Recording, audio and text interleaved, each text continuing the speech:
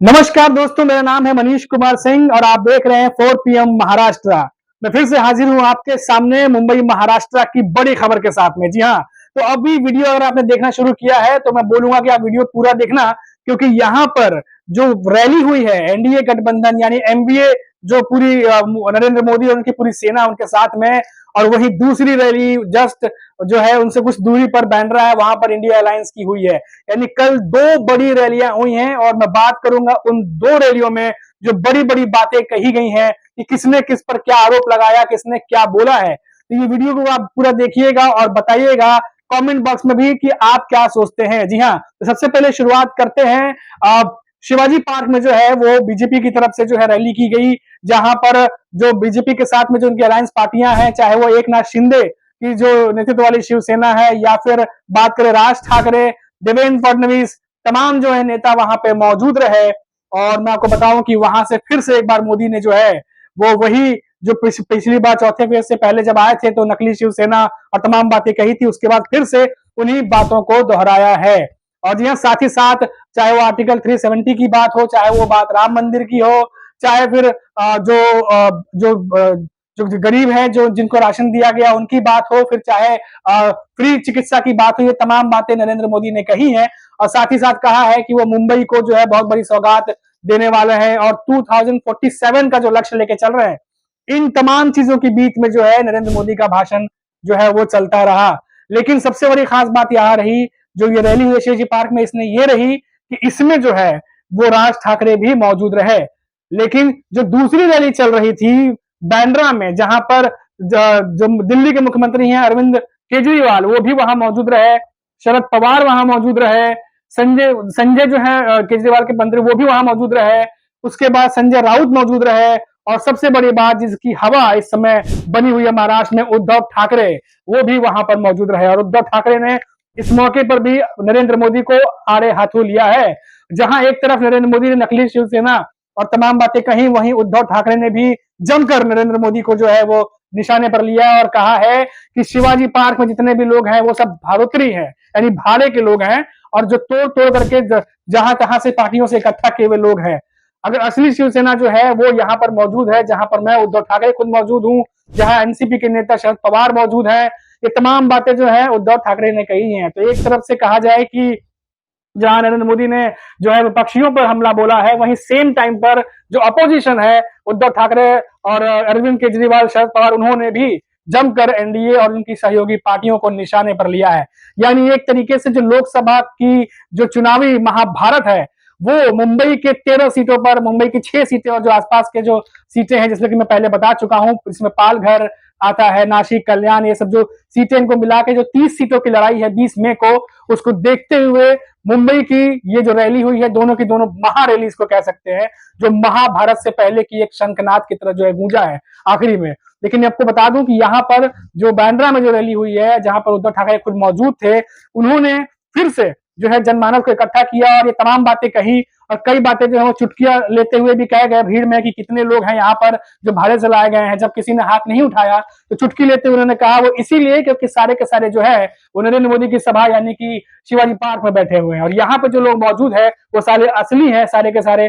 और वो लोग जो है महाराष्ट्र की भलाई चाहते हैं और वो उनकी पार्टी से जुड़े हुए लोग हैं। जो हिम्मतवान आहे तो एक सुद्धा फुटणार नाही। आणि तुमच्याकडे तुम्ही सगळे गद्दार घेतायत, घ्या। उलट काही वेळेला एक गोष्ट बरी असते, जो निसर्गाचा नियम आहे, ऋतू येतात, ऋतू बदलतात,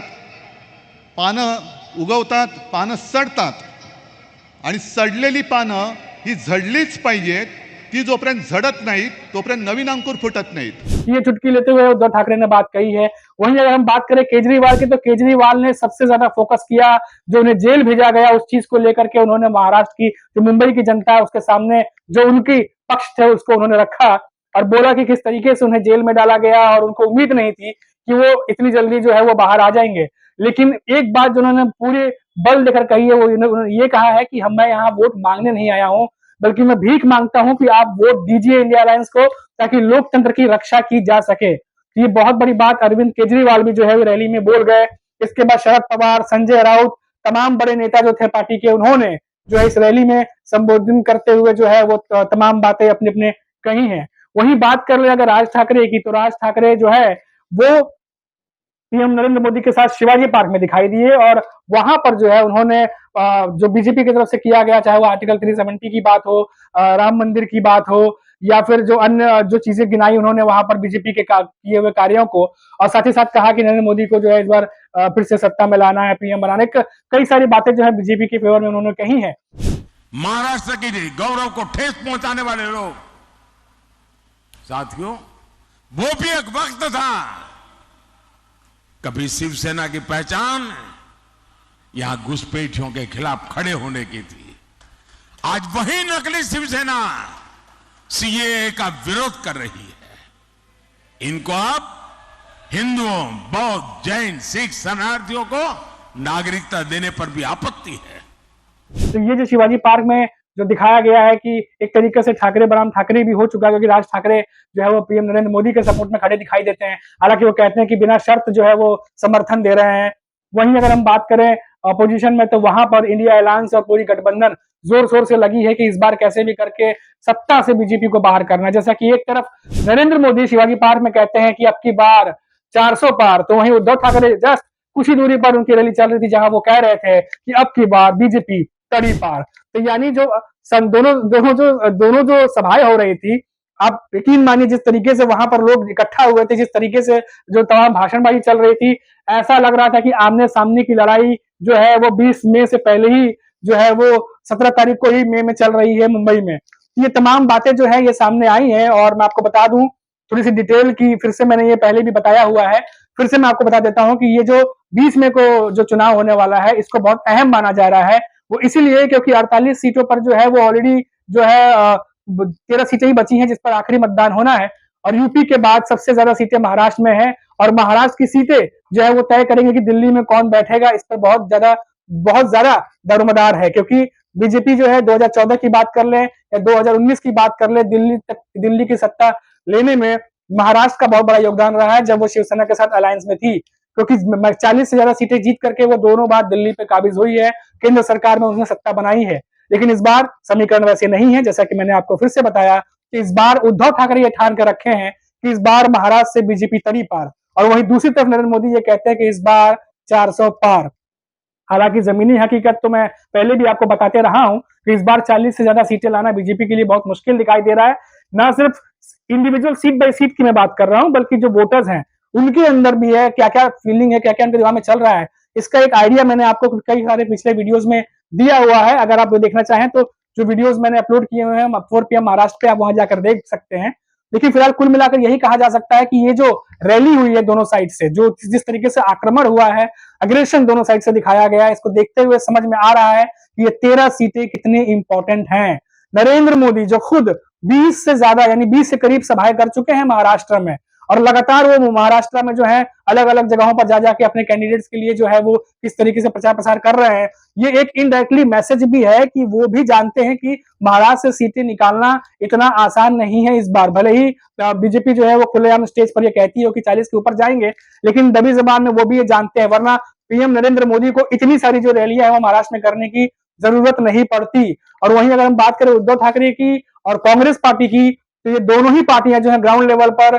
जो क्षेत्रीय पार्टियां हैं यहाँ के जो लीडर हैं लोकल लेवल पे, वो ग्राउंड लेवल पे बहुत ज्यादा जो है वो काम कर रहे हैं। तो दिखाई दे रहा है कि किस तरीके से चुनाव को लेकर उनकी प्लानिंग स्ट्रेटेजी चल रही है। इसी के बीच जो बीजेपी और उनकी पार्टियां हैं, वो तमाम पार्टियां जो है वो बीजेपी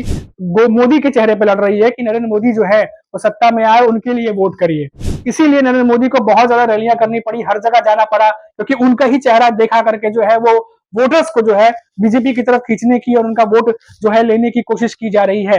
तो अब देखना होगा क्या मोदी का मैजिक, जो उनका चेहरा कहा जा रहा है इस बार चुनाव में, क्या वो काम करेगा, या फिर उद्धव की आंधी में उड़ जाएंगे बीजेपी और उनके अलायंस पार्टी, ये 4 तारीख को मालूम चलेगा। लेकिन ये जो रैली हुई है, यकीन मानिए जो मैंने आपको बातें बताई हैं, दोनों ही तरफ से हमला बोला गया है, दोनों ही तरफ से जो है, एक तरफ से नकली शिवसेना बोला जा रहा है, तो वहीं दूसरी तरफ से बोला गया कि आप बाहर के और विद्रोही लोगों को लेकर के चलते हैं, जहां से जो मिला उसको आपने पार्टी में शामिल कर लिया और आगे बढ़ रहे हैं। ये तमाम बातें जो है हुई हैं कल, और अब अग्रेशन लेवल पे जो है तमाम आरोप प्रत्यारोप हुए हैं। अब देखना होगा कि 20 मई को जब जनता चुनाव मैदान में उतरेगी वोटिंग करने के लिए, तो वो किसके भाग्य का फैसला करती है, और क्या रिजल्ट जो है वो निकल के सामने आता है। फिलहाल मुझे दीजिए इजाजत और आप देखते रहिए 4 PM महाराष्ट्र। फिर लौटूंगा किसी बड़ी खबर के साथ और आपको बताऊंगा। तब तक के लिए मुझे इजाजत दीजिए। नमस्कार।